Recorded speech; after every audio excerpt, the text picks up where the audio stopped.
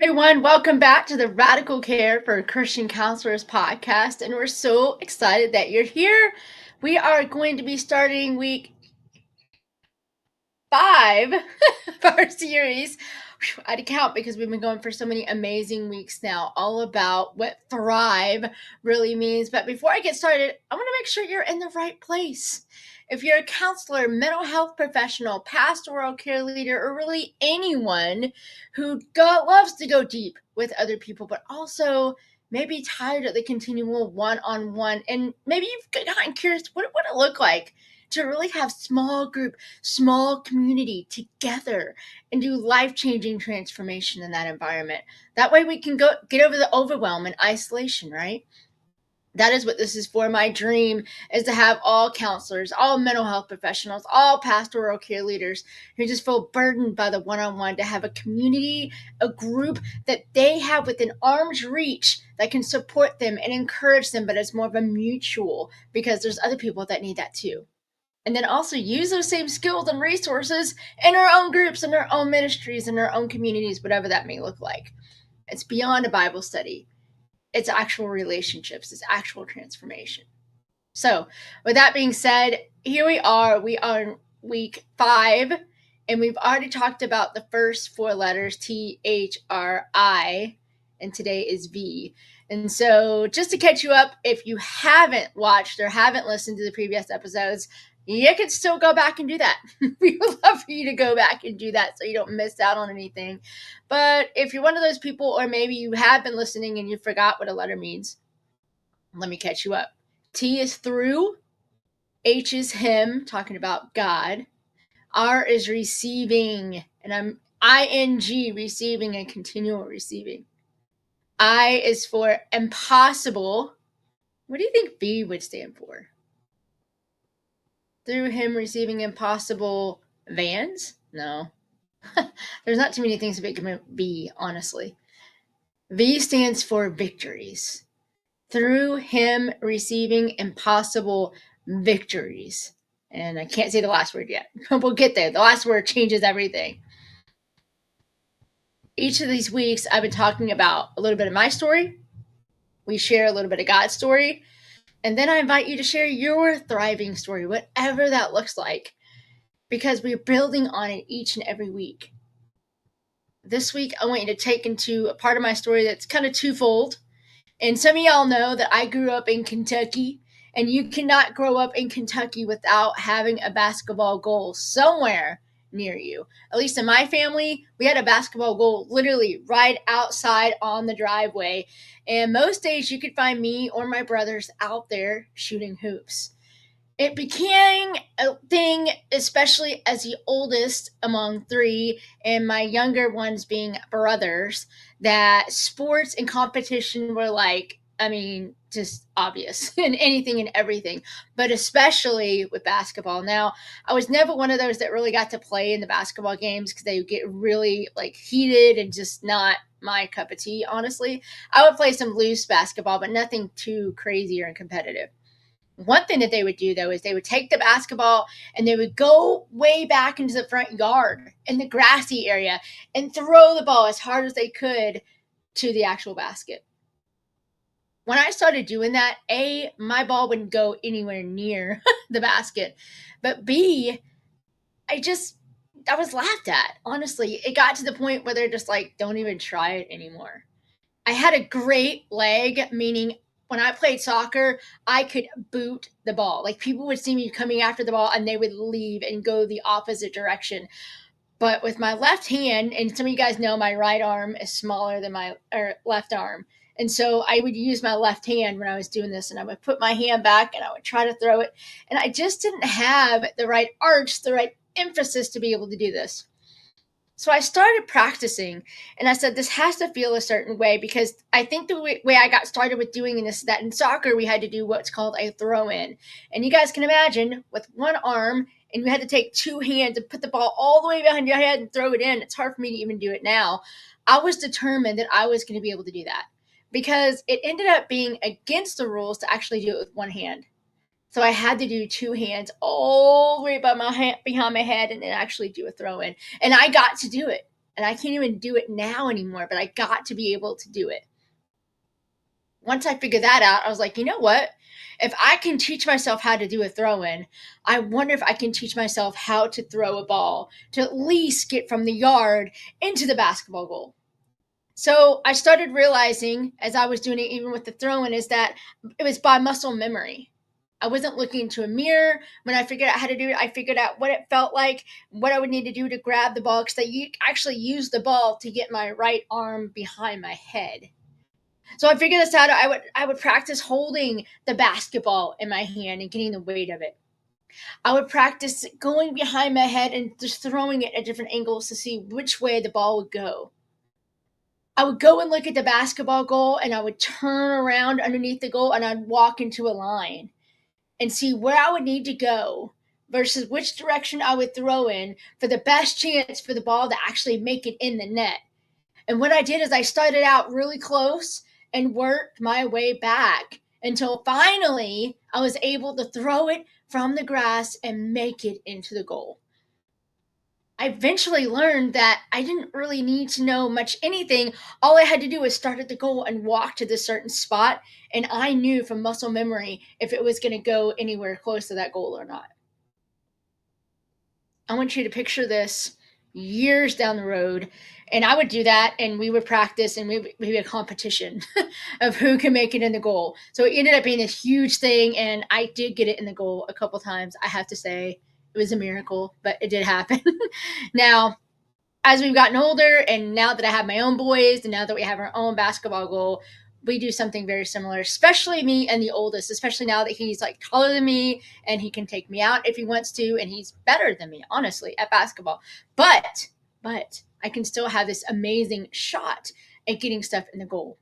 So a couple years ago, I found myself with my kids actually on a basketball court, but we didn't have a basketball. For some reason, they were playing with a football and they were trying to chuck this football into the goal. And they were playing with friends and we were just playing around. It was a hard week. I don't remember everything that was going on, but I remember it was a hard week.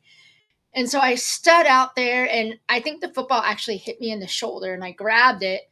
And I was like, well, if I'm going to hold this thing, I'm at least going to try to throw it in the goal. So I aimed myself, and it's like I could go right back to that moment of being a kid outside my front yard. And so I took the goal and I walked all the way out to where I would need to go, and I put the football behind my head, and I remember it hit the backboard. And they were like, "What?" Right? Well, how? And they know that my vision is horrible. I couldn't even see the goal, especially because the sun was in my eyes. I couldn't see a stinking thing. I just knew where the goal was and I knew how to throw it. So then they kept on going through the line of people and everybody kept on trying. After 2 tries, I had gotten the football in the goal. My kids were amazed. I wish you could have seen their faces. Everybody was like, how did you do that? And it really is. It's muscle memory. When I am in the zone and really paying attention to what my body feels like, that is a sense that I've gained. The more vision, the more hearing that I've lost, the more intuitive I've become at where my body and spatial awareness is. In fact, I had a bowling game with my kids that I rocked and I couldn't see a single stinking pin, and I got strikes, and I didn't even know it. But because all that has to do because of muscle memory. I haven't done a game quite like that since, but I did. So, what is this talking about? Victory, and that wasn't about winning a basketball game. It was really telling myself that I had the ability to go and chuck a basketball goal or chuck a basketball into a goal using muscle memory, even though everybody else is going, that makes no sense. You can't do it. That was victory for me. It looked a certain different way, but it felt a different way as well. I wonder if victory has ever kind of changed in your head. That maybe everybody else was going for something else, but victory really meant something different for you. It looked different, it felt different. That's what I want to talk today, because a lot of times when we think of victory, we have an idea in our head that's so worldly that has nothing to do with God claiming victory in our life each and every day. let's go to the Bible now. That's my story. Let's talk a little bit about God's story. God's story that I found for this one is an Elisha, not Elijah. Not that it could be ever confusing, but Elisha with the S-H-A, and it's in 2 Kings chapter 6. Now, you can flip there and read the whole story because I'm not reading the whole story on these podcasts. But if you go to that story, you'll find that Elisha and his servants are camping out in a town. They're visiting for a while, and the other nation that's really chasing after them isn't too happy because Elisha has been telling the other people where to go to not get captured, and so they're literally avoiding the other one's attacks. And so Israel knows the plan, so they know how to protect themselves. And then the other king is mad because he wants to attack Israel and he doesn't understand why. And to make it worse, his army's like, well, yeah, Elisha is basically telling Israel what to do, and he knows everything. Well, okay, so let's go kill Elisha. That makes sense, right? That's their thought process. So Elijah and his servant go to sleep. They wake up in the morning, and the servant wakes up and he goes outside and he sees that the whole entire city that they're staying in is surrounded by the other king's army. Chariots of fire, they even said that it looked like. The servant was scared. Could you imagine waking up and be completely terrified? His life was on the line.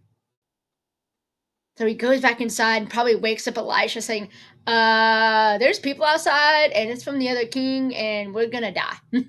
And right around that time is when Elijah asks him to really know that there's others that are fighting for them.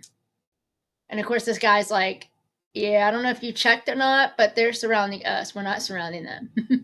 And Elijah prays to God that God would open his servant's eyes. And as he does, he still sees, keep in mind, he still sees the encirclement around the town, but he sees chariots of fire from God that is right there with them,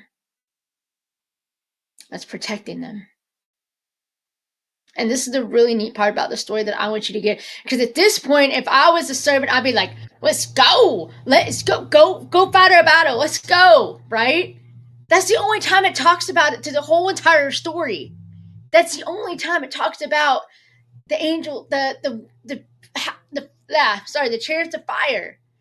That's the only time it talks about it. Because right after that, it goes, okay, Elijah prays that God would strike the enemy with blindness. The other people are there fighting for you, Elijah. Like, why? So I don't know the whole thing about that, but all I know is that Elijah had a completely different view of victory than anybody else, even probably the reader of that story. Definitely his servant, because his servant was probably like, okay, we're good, let's go. And Elijah's like, no, God's going to handle this a different way. So not only does God strike the enemy with blindness, he actually leads them right into their own enemy territory. Almost so that they actually look at the king of Israel, and the king of Israel like, let's just kill him because that's their enemy. Let's just kill him. Thank you, Elisha, for bringing them in here. And Elisha's like, no. I want you to feed these people bread and water. I want you to treat them nicely, and we'll lead them back to where they came from. And they never, came to fight them again because they're like, well, why? How could you after that? Here's my point. Victory looked different. It literally looked different. Elijah could sleep through the night. Elijah wasn't the first one up because I think he knew that God already had victory, and it looked totally different than what anybody else could imagine, than anybody else could experience. And the way that he could do that is because he experienced the victory that God had already given him, and he knew it looked different, and he knew it tasted different, and he knew that it just was totally a different way of thinking and breathing and living.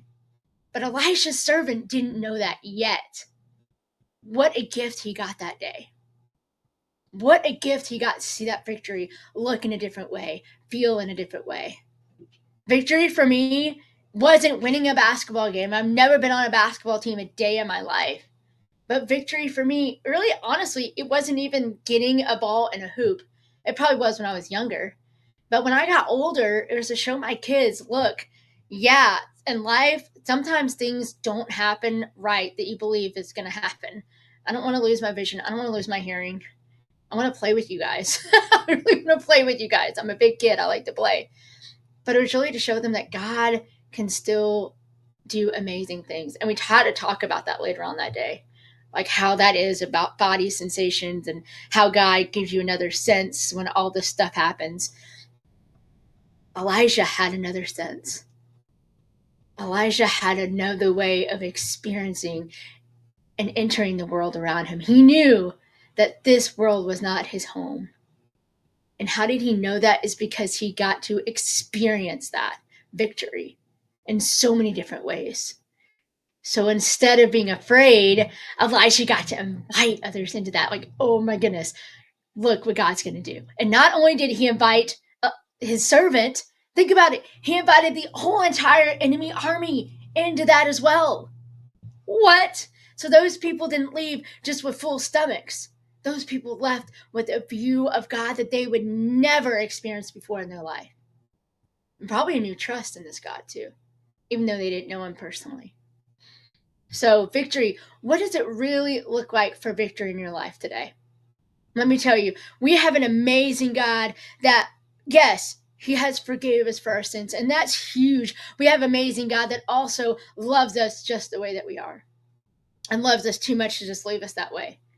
We have an amazing God that we can practice forgiveness and grace and redemption and mercy and all those fancy words. But really, do we live that out? Do we experience that victory? That is victory every single day. We get to experience that. But I don't think that we normally see that as victory. Like, yeah, we know God forgave us for our sins. That's awesome. Wait, what? What? There are stories in the Bible where, especially Israel, when they were turning away from God, God was talking about all this, how he hated sin, how he did not like sin, how he just was just crying over the Israel. And you know what happened? God still stayed with them. Even though he was a back away sometimes, God still stayed with them. Even in Babylon, God was still with them. He looked a different way, but he was still with them. I don't know about you, but when I mess up and I'm feeling completely alone, I don't know about you, but I have a God that I know that hates sin, but he still loves me as his kid. I don't know a God like that besides our only God that we have. He's a relational God. He's a victorious God. But you have to look for him. You have to look for his fingerprints. You have to find that relationship. So, what does victory look like to you today? I know last week we talked about what seems impossible. So, you might have that labeled, whatever that may look like, what just seems completely impossible to you right now. And you might have had a heart to heart with God about that. Well, all you have to do is like flip that this week. What would it look like for victory in that? Now, keeping in mind, honest to goodness, the beginning of my journey, especially with the vision and hearing stuff, I was like, victory looks like having vision and hearing again. Duh. Doesn't take a rocket science. God, you can use this in the medical community and it's going to be unexplainable. So each day I would show up at the doctor expecting God to just do something amazing. And instead, I kept on getting bad news and bad reports and that it was getting worse and that it was happening quicker than what they thought. That victory took time to get because I was looking at the wrong earthly goal. I wasn't really letting God teach me that I had other victories happening around me. If I would have kept focus on what the world was happening, what I was losing, I would have never seen what God was actually giving me to gain. What is the victory that God wants you to walk out in today? What is that victory, friends?